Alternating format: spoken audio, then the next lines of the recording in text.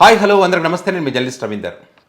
YS Jaganmohan రెడ్డితో పెట్టుకున్నవాడు కానీ YS Jaganmohan రెడ్డిని తిట్టినవాడు కానీ ఖచ్చితంగా వారికి కర్మ ఎఫెక్ట్ అనేది ఉంటుంది. కర్మ నుంచి ఎవరు తప్పించుకోలేరు అనేటువంటిది చాలామందికి తెలుసు. గతంలో అనేక సందర్భాల్లో అది ప్రూవ్ అయింది కూడా. తాజాగా ఇప్పుడు ఒక 3 సంఘటనలకు సంబంధించి మీకు ఈ వీడియోలు చాలా క్లియర్గా చెప్పేటువంటి ప్రయత్నం చేస్తే ఈరోజు మధ్యాహ్నం నుంచి ఈ కర్మ ఎఫెక్ట్కి సంబంధించి ముఖ్యంగా జగన్ గారితో పెట్టుకుంటే ఎలా ఉంటుంది అనే దానికి సంబంధించి పెద్ద ఎత్తున చర్చ జరుగుతుంది. చర్చ జరగడానికి ప్రధాన కారణం కూడా ఏమిటంటే జమ్మలమడుగు ఎమ్మెల్యే ఆదినారాయణ రెడ్డి గారు ఈ మధ్యకాలంలో వైఎస్ జగన్మోహన్ రెడ్డి గురించి భారతి గారి గురించి ఏం మాట్లాడారో మీ అందరూ చూశారు. ఆ చిన్న వీడియో క్లిప్పింగ్ కూడా ఉంది. అది కూడా ఆయన మాట్లాడినటువంటి మాటలు కూడా మీకు వినిపిస్తాను. సో ఇక్కడ ఆయన కుమారుడు సుధీర్ రెడ్డి తెలంగాణ రాష్ట్రంలో నానకరాంగూడలో ఏదైతే తెలంగాణ పోలీసులు ఈగల్ టీం ఏదైతే తనిఖీలు చేస్తుండగా డ్రగ్స్ తీసుకున్నట్టుగా అంటే టెస్ట్ చేయగా పాజిటివ్ అని వచ్చింది. సో ఇది ఒకటోసారి కాదు, గతంలో కూడా తీసుకుంటే మొత్తం 3 సార్లు ఇప్పటికీ అయినా కూడా మార్పు రాలేదు. మీ అందరికి తెలుసు కదా, ఆంధ్రప్రదేశ్లో లోకేష్ గారు కానీ హోంమంత్రి వంగలపూడి అనిత గారు కానీ చంద్రబాబు అంటే వాళ్ళంతా కూడా చెప్పేదేంటి, మేము గంజాయిని కంట్రోల్ చేశాం, వైసీపీలోనే గంజాయి బ్యాచ్ అంతా ఉంది అని చెప్పి పదే గంజాయి బ్యాచ్ వైసీపీలో ఉన్నారు పదే కామెంట్ చేయడం మనం చూసాం. సో అట్లా కామెంట్ చేసినటువంటి వాళ్ళకి మరి కూటమిలో భాగస్వామ్యమైనటువంటి బీజేపీ ఎమ్మెల్యే కుమారుడు ఈరోజు డ్రగ్స్ తీసుకున్నాడు అంటే వాళ్ళే కంట్రోల్ చేసుకోలేనటువంటి పరిస్థితిలో ఉన్నారు. వాళ్ళు రాష్ట్రాన్ని ఎట్లా కంట్రోల్ చేస్తారు? చేసేటువంటి పరిస్థితి లేదు. సో ఇదే కాకుండా మొన్న ఏదైతే కొంతమంది డ్రగ్స్ తీసుకున్నారని చెప్పి నడి రోడ్డు మీద నడిపిస్తూ వాళ్ళ తల్లిదండ్రుల ముందునే వాళ్ళని కొట్టి వాళ్ళకి కౌన్సిలింగ్ ఇవ్వడం కూడా మనం చూసాం. అది ఆ సీన్ చూడగానే కొంతమంది శబాష్ కూటమి అద్భుతమైనటువంటి పాలన, కూటమి అధికారంలో ఉన్న రోజులు ఇలాంటివి ఆంధ్రప్రదేశ్లో చెల్లవు అని చెప్పి కామెంట్ చేశారు. వాస్తవంగా చెప్పాలంటే ఆంధ్రప్రదేశ్లో శాంతి భద్రతలు దారుణంగా ఉన్నాయి. గతంతో కంపేర్ చేస్తే 36వ స్థానానికి పడిపోయింది శాంతి భద్రతల విషయంలో. గంజాయి కూడా గతంలో కంటే దారుణంగా పెరిగిపోయింది. సో ఇది కేంద్రం ఇచ్చినటువంటి లెక్కలు. సో ఇది వాస్తవ పరిస్థితి. ఇప్పుడు ఈ అంశాన్ని ప్రస్తావిస్తూ చాలామంది ఏమంటున్నారు, మీరు ఏదైతే వారిని నడి రోడ్డు మీద నడిపించారో సుధీర్ రెడ్డిని కూడా నడి రోడ్డు మీద ఆ రకంగా నడిపించి ఆదినారాయణ రెడ్డి ముందే కౌన్సిలింగ్ ఇవ్వగలరా, ఇచ్చే కెపాసిటీ మీకుందా ప్రశ్న పబ్లిక్ వేస్తూ ఉన్నారు. ఎవరికి? నారా లోకేష్ గారికి, వంగలపూడి అనిత గారికి. అమ్మ మరి మీరు పెద్ద డైలాగులు చెప్పారు కదా, గంజాయి బ్యాచ్ అంతా వైసీపీలోనే ఉంటుందని చెప్పారు కదా, మీ కూటమిలోనే ఉన్నారు కదా, మరి వారికి కౌన్సిలింగ్ ఇవ్వండి, అప్పుడు మేము కూడా శబాష్ అంటామని చెప్పి కామెంట్ చేస్తూ ఉన్నారు. మరి ఆ పని చేయగలరా? వాళ్ళు చేసే పరిస్థితి లేదు. మరి దీన్ని కర్మ అని అంటారు కదా. అదేవిధంగా ఆదినారాయణ రెడ్డి గారు కూడా జగన్ గారిని ఉద్దేశించి భారతి గారిని ఉద్దేశించి మధ్యకాలంలో చాలా పెద్ద డైలాగులు మాట్లాడారు. పట్టుమని కొన్ని రోజులు కూడా కాలేదు ఆదినారాయణ రెడ్డి గారు మీరు మాట్లాడినటువంటి మాటలు. ఈరోజు మీ కుమారుడు మరి డ్రగ్స్ తీసుకుంటూ పట్టుబడ్డాడు, సో చూశారు కదా, కర్మ ఎఫెక్ట్ అంటారు దీన్ని అని చెప్పి ఆయన మాట్లాడినటువంటి మాటలు. అదేవిధంగా కొంతమంది కర్మ గురించి మాట్లాడినటువంటి మాటలు పెద్ద ఎత్తున వైరల్ చేస్తూ ఉన్నారు. ఒక్కసారి ఆదినారాయణ రెడ్డి గారు ఏం మాట్లాడారు ఒకసారి వినండి.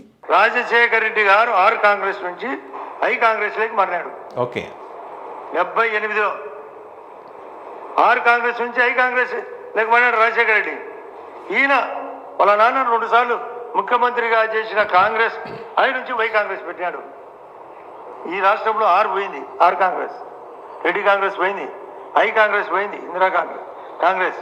ఇప్పుడు వై కాంగ్రెస్ పోతుందని చెప్పిన, వైసీపీ కూడా పోతుందని.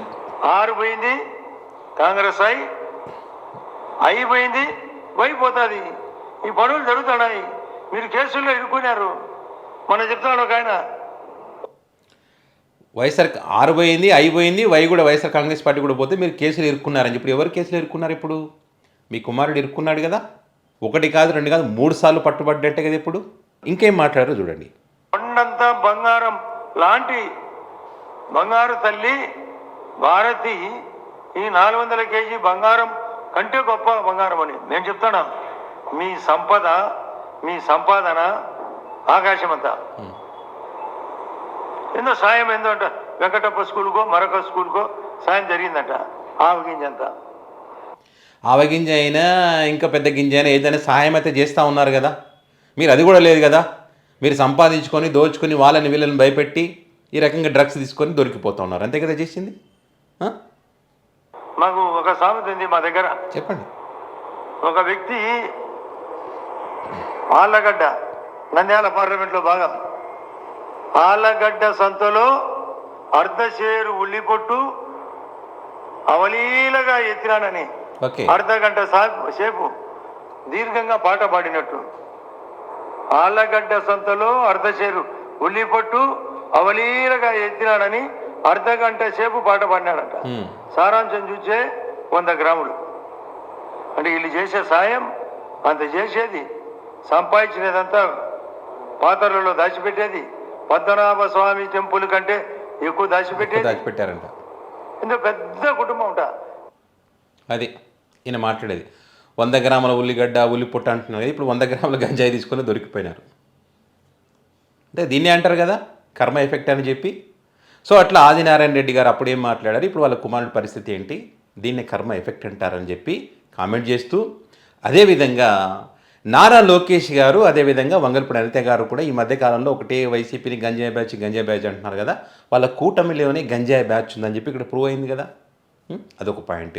అండ్ బొజ్జల సుధీర్ రెడ్డి కూడా జగన్మోహన్ రెడ్డి గారు ఏదైతే ప్రమాణ స్వీకారం చేస్తూ ఉంటే వెనక కూర్చొని నవ్వుతూ ఉన్నాడు. ఆ నవ్వినటువంటి వీడియో క్లిప్పింగ్ కూడా మన ఈ మధ్యకాలంలో బాగా సోషల్ మీడియా వేదికగా బాగానే తిరుగుతూ ఉన్నది. సో ఏమైంది, వినీత కోట ఎపిసోడ్లో చెన్నై పోలీసులు నోటీసులు ఇచ్చారు, వాళ్ళ అనుచరులంతా విచారిస్తూ ఉన్నారు. సో బొజ్జల సుధీర్ రెడ్డి కూడా విచారణకు వెళ్ళాల్సినటువంటి పరిస్థితి వచ్చింది. సో ఎవరైనా సరే కర్మ నుంచి ఎవరు తప్పించుకోలేరు. జగన్మోహన్ రెడ్డి గారిని ఉద్దేశించి ఏవైతే మాట్లాడారో అవన్నీ కూడా వాళ్ళకు రిటర్న్ అయినటువంటి పరిస్థితి, కర్మ రూపంలో రిటర్న్ అయ్యాయన్నమాట. వారింట్లో ఆడవాళ్ళ గురించి, బంగారం గురించి, ఉల్లిగడ్డ గురించి, పొట్టు గురించి మనం ఇవన్నీ మాట్లాడకూడదు కదా. మనం మాట్లాడిస్తాం, మన సంగతి మర్చిపోతాం.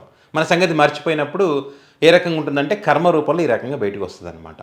సో చూడాలి మరి కేసు ఎంత దూరం పోద్ది అన్నది.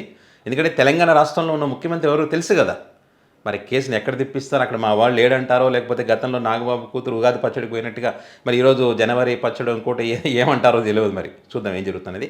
సో మరి దీనిపైన మీ అభిప్రాయాన్ని కామెంట్ రూపంలో పెట్టగలరు. Thank you.